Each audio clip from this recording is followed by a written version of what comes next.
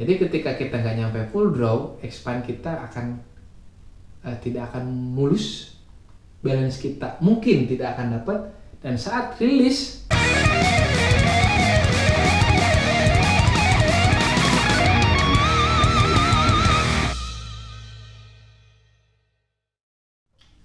Assalamualaikum warahmatullahi wabarakatuh. Salam hangat, salam Spotline. Kembali lagi di Spotline Channel di Ngotek Tak, ngobrol teknik dan taktik. Kali ini kita akan ngebahas drawing. Kita melanjutkan episode yang kemarin. Kalau kemarin kita ngebahas setup ya. Nah, setelah setup itu teknik selanjutnya adalah drawing. Apa itu drawing? Draw. Gambar. Bukan gambar. Yes, sama sih nulisnya sama kan, tapi artinya beda. Beda arti. Malum lah, bahasa bule kan ribet ya. Draw itu menarik busur. Nah, menarik busur ini terjadi setelah setup. Kemarin kan setup sampai sini, sampai 30-30 ya. Ya, betul. Nah, untuk drawing dilanjutin deh sampai ke full draw-nya di mana.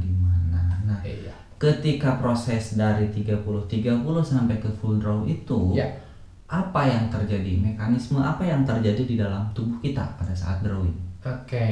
Nah, ini untuk draw sebetulnya dengan setup itu tidak bisa dipisahin ya. Sebetulnya satu kesatuan, satu rangkaian gerak yang menyatu gitu ya.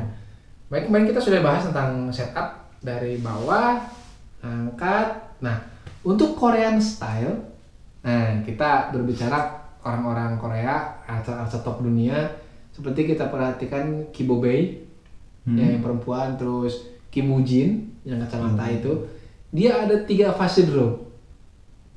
Kalau kita perhatikan, di bawah 1.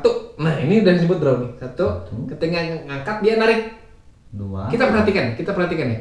Ketika setup dia pasti lebih panjang. Kalau enggak angkat dulu. Tarik. Nah, sampai sini. Ini ada tarikan. 2, 3 full draw. Full draw.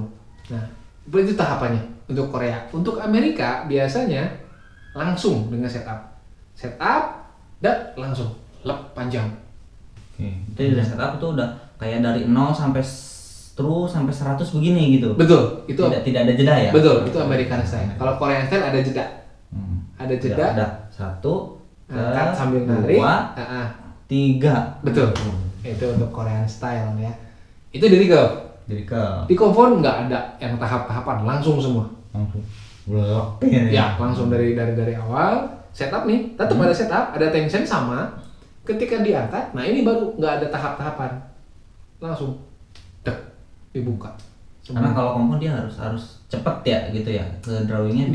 Drawnya nggak boleh dipisah. Nggak boleh dipisah karena nggak boleh dia biar cepat ketemu laptopnya ya. Ya betul. Jadi kompon itu ada laptop ya, kita ketahui ya, ada laptop.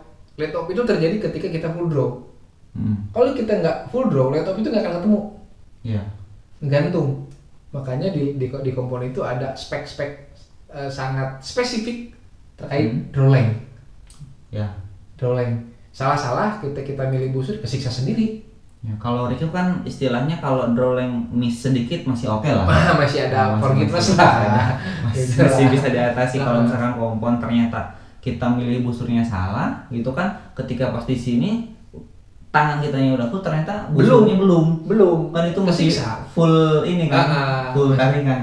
Tarikannya masih ngajak narik ke belakang. Jadi laptopnya belum nyampe, si katrolnya, si camnya itu belum berhenti. Iya, masih setengah. Nah, kalau kompon itu harus full draw-nya harus betul-betul dapat sesuai dengan alatnya. Kalau di curve force bow itu masih ada lah, tapi di curve juga kan ada limitnya. Nah, makanya ada busur 60, 66, 68, 70, 72 bahkan ya. Itu ada range-nya. Range-nya untuk full draw. Nah, pada saat full draw sendiri itu yang terjadi adalah tadi menarik busur dengan belikat atau dengan tricep atau dengan dada. Ya. Pada saat full draw itu kita tidak terfokus di tangan kanan, Gus. Sepengetahuan saya. Full draw tidak terfokus di tangan kanan. Ya. pada saat kita draw ya, drawing ya. Nah, pas saat drawing itu kita dari awal kan dibagi nih untuk balance ya. Setup 30-30, 20-20, angkat jadi 30-30. Nah, pada saat drawing kiri kanan tuh harus sinkron. Ini ngedorong juga kan ya? Betul, Ke depan. bareng. Bareng set, bareng tetap dipanjangin. Tapi ada persepsi lain. Gimana? Nah, ada persepsi lain. Pada saat drawing, bow hand itu nahan. Oke. Sini nahan berarti yang narik ini. Ya kanan yang kerja. Kanan kerja. Nahannya sendiri ada dua versi lagi. Ada beberapa versi lagi. Banyak banget versinya. Banyak. nih. Jadi ada yang full abis lalu hold, tahan. Ada yang seadanya, tahan. Oke.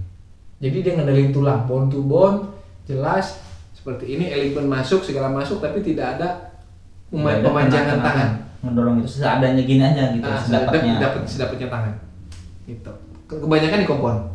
Ya. Kompon agak sedikit mendorong, sedikit touchnya sedikit, dia menahan beban unit. Tapi ada juga yang didorong full. Gitu. Tergantung tekniknya masing-masing. Tangan kiri, tangan kanan narik ke belakang. Ada juga pada saat full draw itu berarti udah nyampe ke anchor ya. Kita anggap semua pemanah nyampe anchor tuh full draw dan pasti full draw. Tidak ada yang belum full draw. Tapi full draw-nya sendiri itu tergantung anatominya. Ada yang full draw-nya kirinya cuma nahan dia udah nyampe. Ya. Ada yang full banget baru nyampe. Gitu. Nanti full draw itu sendiri akan berimbas pada expand. Satu, kedua balance atau balance-nya tubuh, ketiga release. Oke. Gitu. Jadi ketika kita nggak nyampe full draw, expand kita akan tidak akan mulus, balance kita mungkin tidak akan dapat, dan saat release sudah pasti plaking atau ngeplak. Oke. Karena tenaganya balik lagi ke belakang ke depan. Ya. Seperti itu. Karena ininya collect di sininya. Karena tarik-tarikan, collect. Oke. Biasanya apa sih yang menyebabkan cedera pada saat panah itu kan ketika narik kadang ada yang sampai plek cedera gitu. Nah itu kesalahannya ada di mana? Oke, ini bukan bertanya tapi nyindir ya. Kemarin kan saya kena tuh ya di sini. Nah, lagi ada kemarin emang ada beberapa teman-teman kita juga yang cedera ya. Ya. Kemarin ada komandan, ada headcam juga. Nah, itu apa sih salahnya? Oke, untuk full draw sendiri atau draw ya. Kebetulan yang banyak cedera di recap ya. Nah, kompon kita kasihan pada nganggur-nganggur, banyaknya di recap atau barebow menggunakan teknik recap. Ketika terjadi cedera pada saat draw, itu kemungkinan yang pertama adalah jelas itu kurang pemanasan, pasti. Kedua, salah jalan otot, lintasan geraknya tidak semestinya. Ya. Ketiga, ototnya tidak mampu atau udah lewat limit, gitu. Itu yang mempengaruhi. Karena beban terlalu berat atau mungkin ya? Beban terlalu berat dan repetisinya banyak. Ya. Jadi udah masalah, diulang-ulang terus kesalahannya. Akan menjadi habit dan luka pada otot.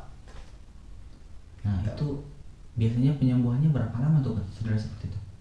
Yang saya alami sendiri 2 minggu ya. 2 minggu. 2 minggu itu saya nyari-nyari tukang urut sebetulnya tidak boleh. Kita ketika cedera harus diagnosa dulu cederanya apa. Ya.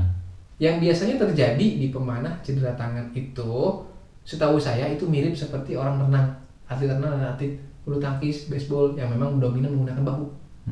Ya, itu ada tendinitis, tendonitis itu luka di tendon.